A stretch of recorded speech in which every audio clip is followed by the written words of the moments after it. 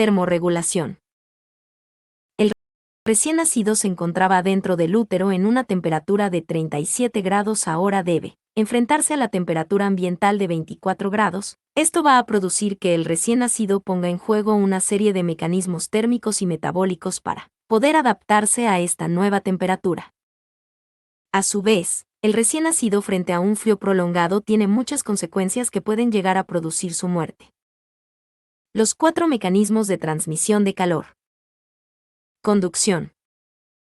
Es la transferencia de calor por una conducción de energía calórica entre una superficie con más temperatura hacia otra con menos temperatura. Esta transferencia aumenta o disminuye según el material. El recién nacido está en una temperatura de 37 grados y cuando entre en contacto con una superficie a temperatura ambiente se va a producir la conducción. Convección. Sobre nuestro cuerpo tenemos una interfase de nuestra piel y aire, es decir, tenemos una capa de aire que modula, aligera, acolchona la transmisión de calor a través de la radiación. Pero si hay viento, esta interfase piel-aire es removida y se acelera la radiación de calor, por lo que se genera la pérdida de frío. Entonces en el recién nacido, si existe una corriente de aire externa, por ejemplo, dejar la ventana abierta, se genera la pérdida de calor. Radiación. El ser humano irradia calor y a su vez el ambiente también irradia calor, el cual está sujeto a la temperatura ambiente. Esto determina si la persona gana calor o frío.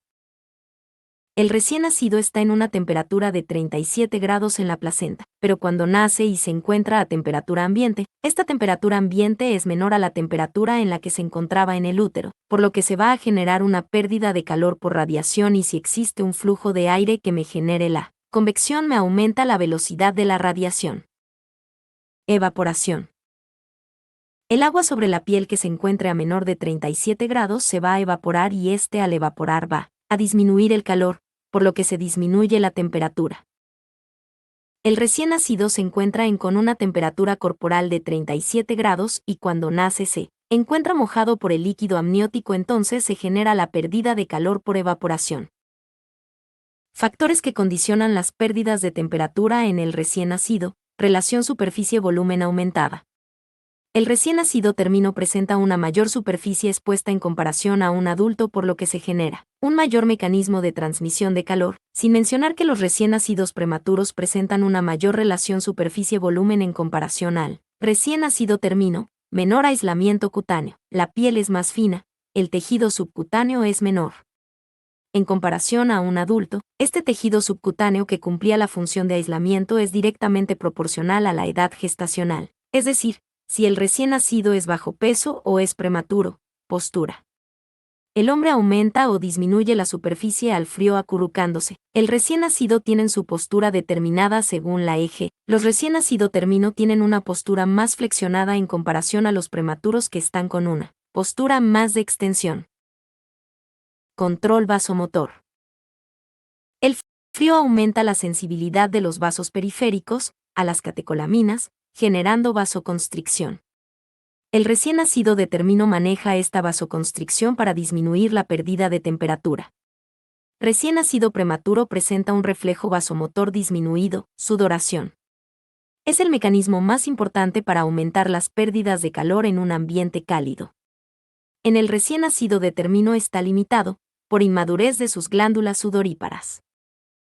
Si evalúan estos diferentes factores, van a poder visualizar que hay varios que están relacionados con la edad gestacional, constituyendo que la condición de recién nacido prematuro también sea un factor que condiciona a la pérdida de temperatura. Lo cierto es que si bien estos son los factores que destaque, existen muchos más. Por ejemplo, la hipoxia y la hipoglucemia interfieren en la producción de calor en el pretérmino y son además una consecuencia cuando utiliza el mecanismo metabólico para corregir la hipotermia. Las anomalías congénitas que implica apertura en la piel, como las gastrosquisis, onfalocele y meningocele, que favorecen la hipotermia. El daño del SNC, que puede interferir con su capacidad termorreguladora. Retardo en el crecimiento intrauterino. La sedación disminuye la actividad física, el tono muscular, por lo que no puede usar posición en flexión para reducir el área de superficie expuesta. El recién nacido no presenta respuesta muscular involuntaria como el escalofrío. Respuesta sudomotora escasamente desarrollada. el niño al nacer se expone a un cambio término significativo. Se ve obligado a utilizar sus mecanismos fisiológicos para mantener la temperatura corporal. Cuando las pérdidas de calor superan a la producción de calor, el organismo pone en marcha una serie de mecanismos termorreguladores para aumentar la temperatura corporal a expensas de un gran costo energético, llamando a este proceso termogénesis termorreguladora. ¿Qué cambios podemos realizar en el recién nacido para reducir estos mecanismos de transmisión de calor? Temperatura óptima del ambiente en la sala de parto reduce la pérdida de temperatura de radiación. La ausencia de corrientes de aire por ventanas y puertas cerradas en la sala de parto reduce la pérdida de temperatura por convección. La utilización de compresas para secar al recién nacido de líquido amniótico reduce la pérdida de temperatura por evaporación. El contacto piel a piel madre e hijo después del nacimiento reduce la pérdida de temperatura por conducción porque, antes se realizaba el examen físico antes de entregárselo a la madre, en una superficie a temperatura ambiente. Ambiente térmico neutro versus óptimo. El ambiente térmico neutro 24 grados a 28 grados. Es el rango de temperatura ambiente en el cual un recién nacido puede mantener una temperatura corporal normal, constante mediante la actividad metabólica basal con consumo mínimo de O2 y sin requerir control vasomotor. Temperatura ambiente crítica requiere una respuesta metabólica para compensar la pérdida excesiva de calor. Temperatura ambiente óptima es el límite inferior al rango térmico neutro 24 grados. No existe un rango térmico neutro similar para todos los niños. Eje: infecciones, convulsiones, sonds, vestimenta, abrasiones en piel. La sala de partos debe estar en la temperatura óptima, que es 24 grados. La sala recepción debe estar en la temperatura neutra 28 grados. La sala de reanimación a 37 grados. ¿Cuál es el valor normal de la temperatura en el recién nacido a término? OMS 1997. Temperatura corporal central normal. Se considera a la temperatura axilar y rectal. El valor normal es de 36,5, 37,5 grados C. Temperatura de piel. Se considera a la temperatura abdominal. El valor normal es de 36,0-36,5 grados C. Academia Americana de Pediatría, AAP.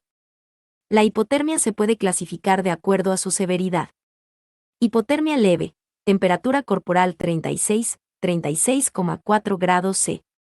Temperatura de piel 35,5, 35,9 grados C. Hipotermia moderada, temperatura corporal 32, 35,9 grados C. Temperatura de piel 31, 5, 35,4 grados C. Hipotermia grave, temperatura corporal de menor que 32 grados centígrados. Temperatura de piel menor que 31, 5 grados C. Hay dos tipos de temperaturas: la temperatura central, núcleo, cerebro, grandes vasos, vísceras, músculo profundo, sangre, se mantiene constante. La temperatura periférica, piel, mucosas, músculos, extremidades, etc., es variable. ¿Cómo se evalúa la temperatura en el recién nacido? Termómetro de mercurio desaconsejado por el riesgo ambiental. Termómetro digital, en axila. Sensores adheridos en piel. Se coloca en la línea media abdominal entre apófisis sifoides y ombligo. Termometría rectal, considerada como el patrón oro-lentitud en el registro de cambios de temperatura central. Afectada por materia fecal y profundidad por riesgo a perforación, está restringida para hipotermia moderada grave. Termometría axilar, técnica más fácil que oral y rectal, brazo ajustado al cuerpo en flexión sencilla y económica, inexacta por técnica y temperatura ambiente.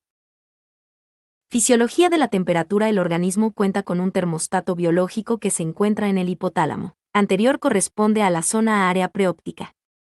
Es ahí donde se encuentra el termostato del hombre y se llamará centro termorregulador.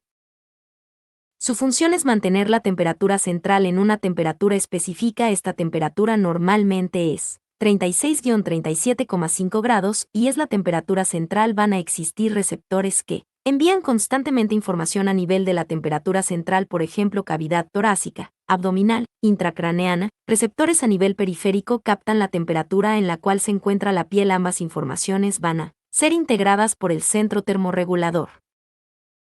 Fisiología de la temperatura. En el núcleo preóptico existe una red sináptica de neuronas sensibles al calor y al frío que van a recibir señales termorreceptoras de los receptores que sensan la temperatura central y temperatura periférica y van a desencadenar respuestas termoefectoras. Estas respuestas termorreceptoras llegan a estas neuronas por unas vías aferentes termorreceptoras, mientras que la respuesta termoefectora se transmite mediante vías eferentes termoefectoras. Neuronas insensibles a la temperatura son aquellas que determinan las señales de referencia constantes de temperatura 36-37,5 grados, es decir, estas neuronas son las que deciden el punto de ajuste o el de set del control térmico. Este punto determina qué temperatura central vamos a tener en el organismo. La información de la temperatura central y periférica va a llegar por las vías aferentes. Esta información va a ser procesada y si cumple con el punto de ajuste no se va a generar respuesta termoefectora. En caso que no coincida se va a generar respuesta termoefectora y esta información también puede ser utilizada para modificar el set del control térmico. ¿Qué pasa cuando el cuerpo se enfría? Se genera una pérdida de calor corporal, es captada por los termorreceptores. Esta información es enviada al centro termorregulador, el cual detecta que la temperatura ha disminuido. Envía mediante las vías efectoras una respuesta termoefectora que desencadenará la termogénesis para aumentar la temperatura para que la temperatura coincida con el set o el punto de ajuste. ¿Qué pasa cuando el cuerpo se calienta? Se genera un aumento de calor corporal. Mediante los termorreceptores esta información es captada y es enviada por las vías efectoras al centro termorregulador. Este mismo detecta que no coincide con el set o punto de ajuste y genera una respuesta termoefectora, que va a producir la termólisis pero que la temperatura coincida con el set o el punto ajuste. Exposición al frío sin enfriamiento, exposición al calor sin calentamiento. Estas neuronas termosensibles reciben información que se ha expuesto al cuerpo al frío o calor, pero todavía no se generó la pérdida de la temperatura. Entonces con esta información estas neuronas insensibles a los cambios de temperatura pueden anticiparse para modificar el set o punto de ajuste y de esta manera anticiparse a la pérdida o aumento de temperatura y ya empezar a ejercer acciones termoefectivas. Por ejemplo, una persona sale de la casa sin un abrigo, la temperatura ambiental está en 10 grados. La persona a poco tiempo de estar en contacto con esta temperatura empieza a temblar. Se evalúa su temperatura con un termómetro digital mediante la temperatura axilar. Se detecta que la persona tiene 37º pero empezó a temblar. ¿Por qué suceden respuestas termoefectivas si no bajo la temperatura? Porque estas neuronas insensibles al cambio de temperatura modificaron el set o el punto de ajuste de la termorregulación para anticiparse a la pérdida de temperatura. De esta manera el SNC disminuye la pérdida de temperatura. En la siguiente imagen pueden ver cómo el centro termorregulador ejerce respuestas termoefectoras después recibir las señales por vías aferentes termorreceptoras. Termogénesis y termólisis. Termogénesis, metabolismo basal, metabolismo adicional por estimulación simpática y hormonal, trabajo músculo-esquelético voluntario, temblor músculo-esquelético, escalofríos / tiritona. Efecto termogénico de la alimentación, tejido adiposo marrón en recién nacido, grasa parda, punto. Retención de calor, aislación, piel, celular subcutáneo y tejido adiposo, vasoconstricción periférica, postura corporal y conducta orientada al abrigo, búsqueda y absorción y calor del medio ambiente. Comportamiento con mayor actividad física. Termólisis y disipación del calor, vasodilatación periférica, disminución del metabolismo, aumento de la sudoración, conducta orientada a la ventilación y enfriamiento, comportamiento con menor actividad física, pérdidas insensibles por evaporación, piel y respiración, punto.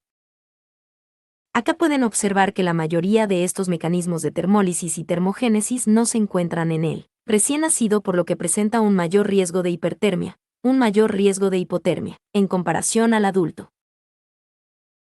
Termogénesis y termólisis en el recién nacido. Su capacidad homeotérmica está restringida en comparación al adulto por relación superficie / volumen corporal relativamente grande. Incapacidad de termogénesis por escalofríos, limitación de termólisis por sudoración, disminución del aislamiento térmico, grasa subcutánea, mínima o nula capacidad de adecuación Paschereil y vestimenta. Los estrés térmico graves son golpe de calor, deshidratación, hipernatremia, daño cerebral, muerte. Injuria por frío, aumento desproporcionado, gasto metabólico y cardiorrespiratorio, muerte si tiene dificultad respiratoria. Hipotermia, estrés por frío, manifestaciones clínicas: cuerpo frío al tacto, cianosis central, respiración irregular o taquipnea, aumento requerimiento O2, intolerancia alimentaria / succión débil, distensión abdominal, bradicardia, letargia / irritabilidad / llanto débil.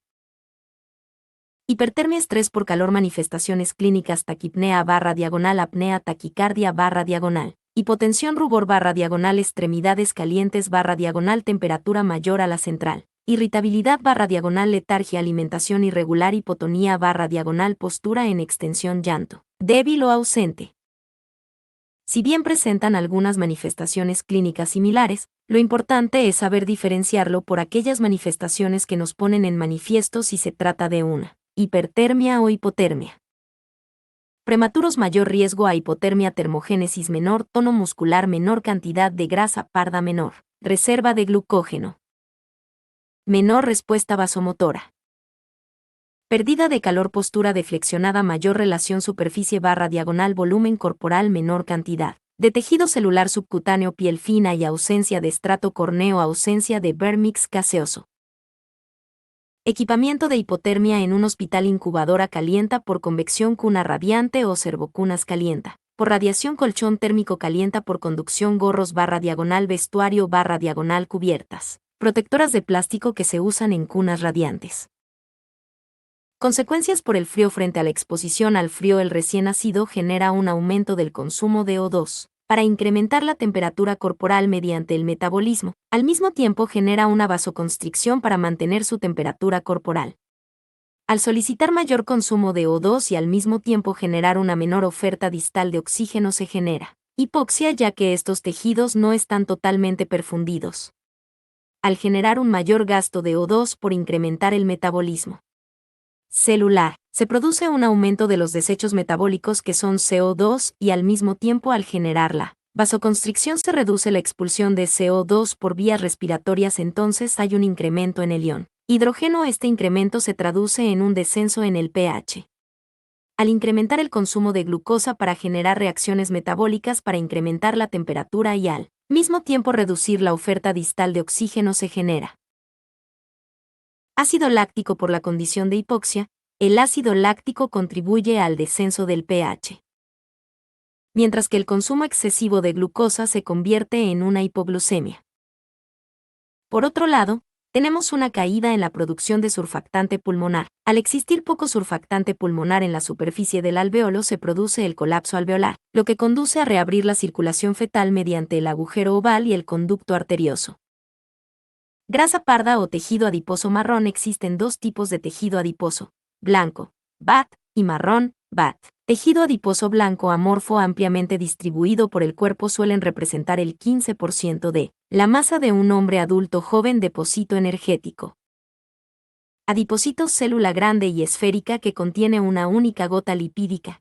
TAC. Metabólicamente muy activos y responden con rapidez a estímulos hormonales. El núcleo y las mitocondrias se encuentran en la periferia. Tejido adiposo marrón, más vascularizado e inervado que el BAT. Los citocromos de las mitocondrias y la hemoglobina de los capilares son aquellos que dan este color característico. Genera la termogénesis sin tiriteo. Adipocito más pequeños y de forma poligonal con varias gotitas de TAC acumulan abundantes grumos de glucógeno. Mayor cantidad de mitocondrias, núcleo en posición excéntrica. Origen y localización anatómica del BAT. Origen. Se originan por la diferenciación de fibroblastos preadipocitos en BAT y empieza alrededor de la semana 20 de gestación. Concentración. Al momento del nacimiento, el BAT representa el 1% de la masa corporal total. Localización. Cuello. Parte superior del tórax. Parte superior de la espalda. Próximo a los riñones. Estar en la parte superior del tórax es fundamental, ya que el calor producido por el metabolismo de la grasa parda se va a transmitir a través de todo el organismo por el sistema circulatorio. Bioquímica de la grasa parda. El tejido adiposo marrón tiene una característica única: la expresión del gen UCP1, que codifica para la termogénica, proteína desacopladora 1 UCP1. Esta termogenina es una proteína mitocondrial que se encuentra en la membrana interna de la matriz mitocondrial, entre los complejos de la cadena transportadora de electrones y la ATPasa. Esta proteína actúa como un desacoplante de la cadena respiratoria ya que entorpecen o se interponen en la acción de la ATPasa. No es nada más y menos que un canal donde los protones del gradiente electroquímico que generan la fuerza protón motriz pasan por la UCP1 en vez de la ATPasa. Esto produce que para producir la misma cantidad de ATP tenga que generar más ciclos de la cadena respiratoria ya que no entorpecen por completo, sino que se sigue produciendo ATP por la ATPasa en menor cantidad. Este movimiento de protones por los complejos 1, 2, 3 y 4 de la cadena respiratoria generan calor, y donde se genera más calor es donde la mayoría de los protones ingresan por la termogenina, porque cuando chocan las moléculas entre sí al pasar por este canal se genera energía que es disipada en calor. Mayor concentración de ácidos grasos libres en el tejido adiposo marrón estimulan la acción de la termogenina, ya que es un regulador alostérico positivo. Mayor concentración de ATP en el tejido adiposo marrón inhiben la acción de la termogenina porque ya se produjo suficiente energía, por lo que se frena esta vía metabólica, por lo que es un regulador alostérico negativo. El tejido adiposo marrón frente a un estímulo activa la lipasa, hormona sensible que produce la lipólisis, que es la hidrólisis de los TAC, produciendo que estas tres uniones ester de los triglicéridos se rompan liberando glicerol y 3 ácidos grasos. El glicerol sale al exterior por la sangre, llegando al hígado para la gluconeogénesis. Los 3 ácidos grasos se van a activar uniéndose a la coenzima A. De esta manera ya activados van a ingresar a la matriz mitocondrial a través de la lanzadera de la carnitina, con gasto de ATP e ingresan en la beta-oxidación, donde van a recortar a estos ácidos grasos en grandes cantidades de acetil-CoA, NAD y FAT reducidos. El acetil-CoA puede ingresar al ciclo de Krebs catabólico para generarme más NAD y FAT reducidos. Ahora todo el NAD y FAT reducidos se dirigen hacia la cadena respiratoria donde van a ceder sus protones oxidándose. El FAT va a donar sus electrones en el complejo 1 y este complejo 1 expulsa estos protones hacia el espacio intramembranoso, que es el espacio entre la membrana mitocondrial interna y externa, MME y MMI. El NAD va a donar sus electrones en el complejo 2.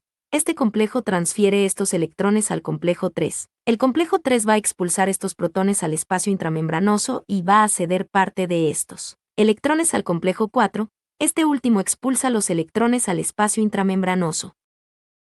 En el espacio intramembranoso se genera la fuerza protón motriz generado por un gradiente electroquímico de protones que discurren por el espacio intramembranoso dirigiéndose hacia el ATPasa. Pero como ahora se encuentra el UCP1, esta proteína canal se interpone en el pasaje por la ATPasa. El pasaje por el UCP1 genera producción de energía que se disipa en calor, por el choque de protones al pasar por esta proteína canal. Algunos protones logran pasar por el ATPasa, pero no producen la misma concentración de ATP, por lo que a una menor concentración de ATP se siguen estimulando las vías metabólicas para la producción de ATP por el pasaje de la ATPasa, lo que se traduce en mayores ciclos por la cadena respiratoria. Este movimiento de protones por los complejos 1, 2, 3 y 4 de la cadena respiratoria también generan calor, pero donde se produce más calor es la UCP1. Es decir, el tejido adiposo marrón se autosabotea para generar más ciclos de cadena respiratoria y de esta manera, generar más calor. Si se observa el tejido adiposo marrón se visualiza múltiples gotitas de TAC y múltiples mitocondrias para realizar esta acción de manera simultánea y continua. Ciclo sustratos o fútiles. El ciclo sustrato, o antiguamente llamado ciclo fútiles, es la conversión de una fructosa 6-fosfato a una fructosa 1,6-bifosfato, que es la tercera reacción de la glucólisis, donde se le añade otro grupo fosfato con gasto de ATP, para luego reconvertir la fructosa 1,6-bifosfato nuevamente en fructosa 6-fosfato y repetir la acción nuevamente. El objetivo es generar calor mediante esta reacción metabólica y al mismo tiempo reducir la concentración de ATP en la célula, porque el ATP actuaba como un regulador alostérico negativo de la UCP1. De esta manera se puede combinar este ciclo sustrato o fútiles con el metabolismo del tejido adiposos marrón. Contacto si tienes alguna duda con un tema en específico, podés enviarme un mensaje Telegram/diagonal. Medicina Matanza, WhatsApp 11 23 42 53 40. Proyecto del canal. Si quieres apoyar el proyecto del canal, puedes unirte al servidor de Discord. El servidor de Discord busca unificar toda la carrera con varios chats para cada materia de diferentes años. De manera que entre los 200 a 400 estudiantes de cada materia puedan comunicarse de manera masiva para que puedan preguntar dudas y responderse entre estudiantes avanzados o del mismo año.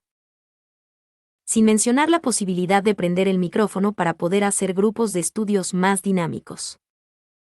El servidor de Discord también busca enlistar a los grupos de WhatsApp de las diferentes materias y comisiones para que sean de fácil acceso y no estén buscando por todos lados. También busca que los estudiantes puedan recomendar contactos para comprar libros y ambos, sin estafas.